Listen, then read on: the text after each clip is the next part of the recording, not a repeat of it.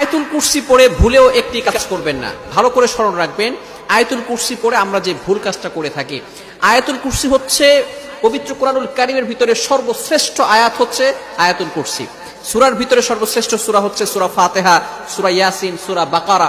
তবে আয়াতের ভিতরে সর্বশ্রেষ্ঠ আয়াত হচ্ছে আয়াতুল কুরসি। 3 নম্বর পারার 1 নম্বর পৃষ্ঠা সূরা বাকারার 255 নম্বর আয়াত। এই আয়াতটি এতটা ফজিলতপূর্ণ আয়াত। আল্লাহু লা ইলাহা ইল্লাহু আল হাইয়ুল কাইয়্যুম। এই আয়াতের ভিতরে আল্লাহ তাআলার 2টি চমৎকার নাম আছে। এই নামকে বলা হয় ইসমে আজম, আল হাইয়ুল কাইয়্যুম। আল হাইয়ুল কাইয়্যুম যদি কারো দোয়া কবুল না হয়, আপনি যদি ইয়া হাইয়ু ইয়া কাইয়্যুম আল্লাহ তাআলার এই 2টি নাম চমৎকার ইসমে আজম 2টি নাম পড়ে 3 বার পড়ে যদি আপনি দোয়া করেন, আল্লাহ তাআলা আপনার দোয়া কবুল করে নেবেন।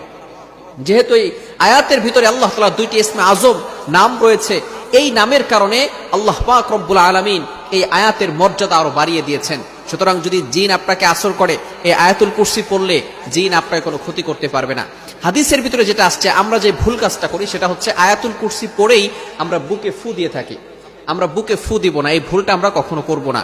হাদিসের ভিতরে আসছে, আল্লাহ রাসূল সাল্লাল্লাহু আলাইহি ওয়াসাল্লাম বলে দিয়েছেন, মান ক্বারা আয়াতুল কুরসি ফি দুবুরি কুল্লি সালাতিন মাকতুবা